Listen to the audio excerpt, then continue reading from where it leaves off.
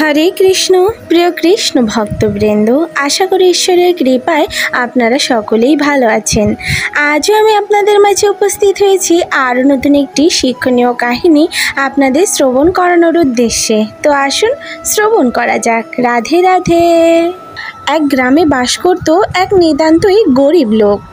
তার অবস্থা ছিল দিন আনতে পান্তা ফুরোয় এমন অবস্থা। সে তার গ্রামের এক শেঠ জমিদারের কাছে গিয়ে একটা চাকরি চাইল। জমিদারও খুব ভালো মানুষ ছিল। জমিদার সেই গরিব লোকটিকে একটি চাকরি দিয়ে দেয়। এরকমভাবেই চলছিল দিন। ওই গরিব লোকটা আবার খুব ভক্ত ছিল।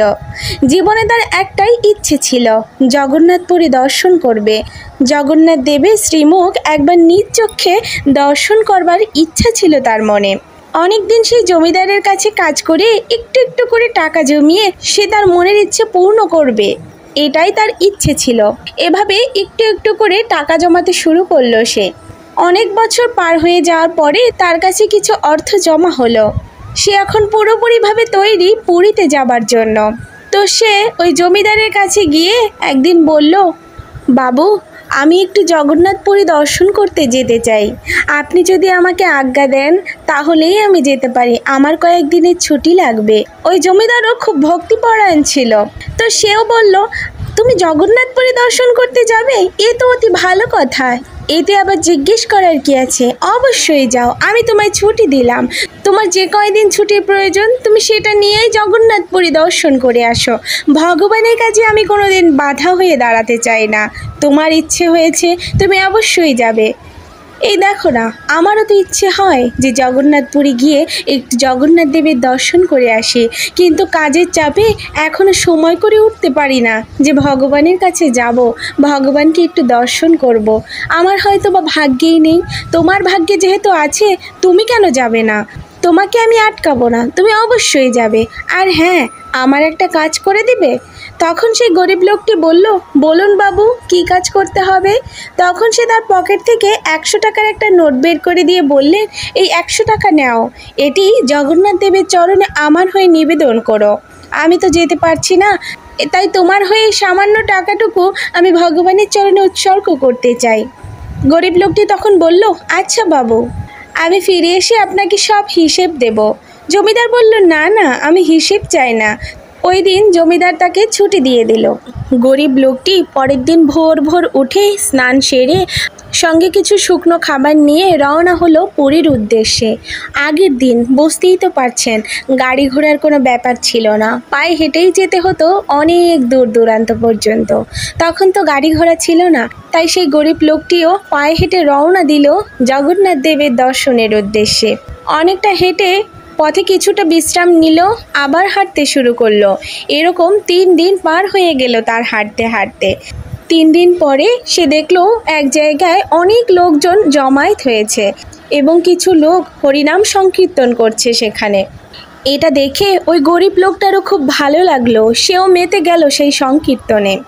ওই গরিব লোকটা ভগবানের নামে এমনই মত্ত হয়ে গেল যে 2 চোখের জল ছেড়ে দিয়ে ওই নামেই বিভোর হয়ে গেল। কতক্ষণ সময় পেরিয়ে গেল তার কোনো হুঁশ জ্ঞান ছিল না। এরপরে যখন বিকেল হয়ে গেল তখন তার হুঁশ ফিরল। সে বলল, আরে, আমার তো এখনও অনেকটা পথ যেতে হবে। কিন্তু তার মনে আর একটা ইচ্ছে পোষণ হলো, এই সংকীর্তনরত লোকদের যদি একটু খাওয়াতে পারতাম কতই না ভালো হতো। ভগবানই তো বলেছেন, আমার চেয়ে আমার ভক্ত বড়। আমার যদি সামর্থ্য থাকতো তাহলে আমি এই ভক্তদের একটু সেবা করাতাম, কতই না পুণ্য হতো। ভগবান কতই না খুশি হতেন। ভগবানের কাছে টাকা দিয়ে কি হবে? এই ভক্তদের সেবা করলে ভগবান কতই না জানি খুশি হবে। এটা মনে মনে ভাবতে লাগলো। তার মনের ইচ্ছা সে কিভাবে পূরণ করবে সে ভাবতে লাগলো, কি করা যায় এখন। হঠাৎ তার মনে পড়ল, বাবু তো আমাকে 100 টাকা দিয়েছে। আমি যদি সেই টাকা থেকে কিছুটা টাকা এখানে খরচ করি তাহলে কী বা হবে? আর বাকি যা থাকবে তা জগন্নাথ দেবের চরণে উৎসর্গ করব। হ্যাঁ, এটাই করি, এটাই মনে হয় ভালো হবে। তারপর সেই গরিব লোকটি সেটাই করলো। 100 টাকার মধ্যে 98 টাকা দিয়ে সে ওই লোকগুলোর দুপুরের খাবার ব্যবস্থা করলো। চাল তরিতরকারি এনে সেটা রান্না করে সবাইকে পেট পুড়ে খাওয়ালো। খাওয়ার শেষে সেই সংকীর্তনরত লোকেরা দুহাত তুলে ওই গরিব ব্যক্তিকে সবাই আশীর্বাদ করলো। সবাই বলল, তোমার অনেক ভালো হবে, তুমি আমাদের কথা ভেবেছো। জানো তো, কেউ ভাবে না আমাদের কথা। আমরা আজ 3 দিন ধরে অনাহারে আছি, একইভাবে নাম কীর্তন করে যাচ্ছি, কিন্তু কেউ তোমার মতো ভাবে না। তুমি যে ভেবেছো, তোমাকে হয়তো বা ভগবান স্বয়ং পাঠিয়েছে। তখন ওই গরিব লোকটি বলল, না না, সবই ভগবানের ইচ্ছে, আমি কিছু করিনি। এটা বলে সে সবাইকে প্রণাম জানিয়ে পুরীর উদ্দেশ্যে রওনা দিল জগন্নাথ দেবকে দর্শনের আশায়। পরের দিন সকালে সে গিয়ে পৌঁছালো পুরী ধামে। দেখলো বিরাট মন্দির, সিংহদ্বার দিয়ে সে ভিতরে ঢুকেই দেখলো চক্রটা যেন তার দিকেই তাক করা আছে।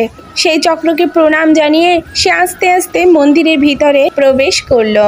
মন্দিরের ভিতরে ঢুকে সে জগতের নাথ জগন্নাথের রূপ দেখে অভিভূত হয়ে গেল। সে যেন চোখ ফিরাতেই পারল না ভগবানের দিক দিয়ে। এভাবেই কতক্ষণ তাকিয়ে রইল তা কেউ জানে না। হঠাৎ এক পুরোহিতের ডাকে তার হুঁশ ফিরল। সে বলল, কি হে, এখানে এখনো দাঁড়িয়ে আছো কেন? যাও, বাইরে যাও, প্রসাদ বিতরণ হচ্ছে, প্রসাদ গ্রহণ করো গিয়ে। সে বলল, হ্যাঁ, যাচ্ছি। হঠাৎ তার মনে পড়ল তার বাবুর দেওয়া সেই টাকা কয়টা তো রয়ে গেছে। সব টাকা খরচ করে তার কাছে মাত্র 2 টাকা আছে। সে জগন্নাথ দেবের কাছে গিয়ে জগন্নাথ দেবের চরণে লুটিয়ে পড়ল আর জগন্নাথ দেবকে বলল, প্রভু, আমি তো সব টাকাই প্রায় খরচ করে ফেলেছি সংকীর্তনরত ওই লোকদের খাবারের ব্যবস্থা করতে গিয়ে। বাকি রইল মোটে 2 টাকা। তুমি বাবুর ভালো করো, এটা বাবুর দেওয়া টাকা।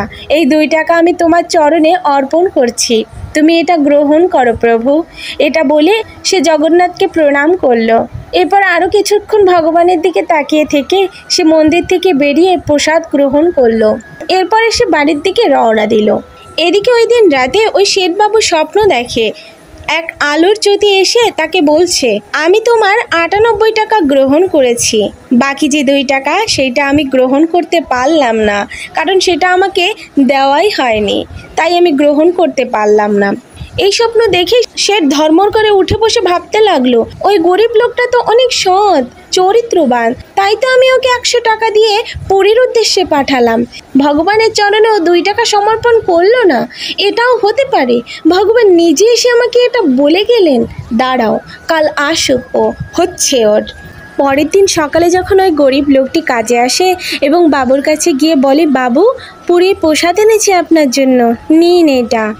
তখন ওই বাবু রেগে মেগে এসে বলে, তোমাকে আমি ভাবতাম সৎ চরিত্রবান, তুমি মিথ্যা বলো না, কাউকে ঠকাও না, তাই তোমায় বিশ্বাস করে আমি 100 টাকা দিয়েছি যাতে তুমি ভগবানের পায়ে সেটা সমর্পণ করতে পারো, কিন্তু তুমি সেটা করলে না। বলো, 2 টাকার তুমি কি করেছ? দাঁড়ান বাবু, আমি আপনাকে হিসেব দিচ্ছি। তখন সে কাঁদতে কাঁদতে সব সত্যি কথা তাকে বলল। 98 টাকা দিয়ে সে সংকীর্তনরত লোকেদের খাইয়েছে, আর বাকি যে 2 টাকা ছিল সেইটাই সে ভগবানের চরণে সমর্পণ করেছে। এটা বলে সে কাঁদতে শুরু করলো। তখন ওই শেঠের বোধগম্য হলো যে ভগবানের চরণে যদি আমরা টাকা পয়সা দিই, এটা দিয়ে ভগবান কি করবে? ভগবানের অনেক আছে, তিনিই আমাদের এই টাকা পয়সা দিয়ে থাকেন, সে টাকা নিয়ে কি করবে? ভগবান তো নিজে বলেছেন, আমার চেয়ে আমার ভক্ত বড়, তাই আমার সেবা নয়, ভক্তর সেবা করলেই আমার সেবা হয়, আমি বেশি খুশি হই। ভগবানের সেবা করবেন না এটা না, অবশ্যই করবেন, কিন্তু ভগবানের সেবার পাশাপাশি ভক্তেরও সম্মান করবেন, তাদেরও সেবা করবেন, এতেই ভগবান বেশি তুষ্ট হয়, তাই নয় কি? আপনারাই বলুন। তাহলে দেখলেন তো, ভগবানের চরণে টাকা পয়সা দিলে সেটার কোনো মূল্যই থাকে না ভগবানের কাছে, কিন্তু তার ভক্তদের যদি আপনি কিছু দেন, তাদের মনে যদি একটু শান্তি তৈরি করতে পারেন, তাদের যদি একটু তৃপ্তি দিতে পারেন, তাহলেই ভগবান সেটাই গ্রহণ করেন। রাধে রাধে। গোপলীলা কাহিনী এই চ্যানেলের উদ্দেশ্য হলো আপনাদের হৃদয় কৃষ্ণ প্রেম ও ভক্তি জাগ্রত করা। আমাদের যে কোনো রকম ভুল ত্রুটি ক্ষমা সুন্দর দৃষ্টিতে দেখবেন এবং এরকম আরও নিত্য নতুন কাহিনী শ্রবণ করার উদ্দেশ্যে আমাদের চ্যানেলটিকে সাবস্ক্রাইব করে আমাদের পাশে থাকবেন। রাধে রাধে।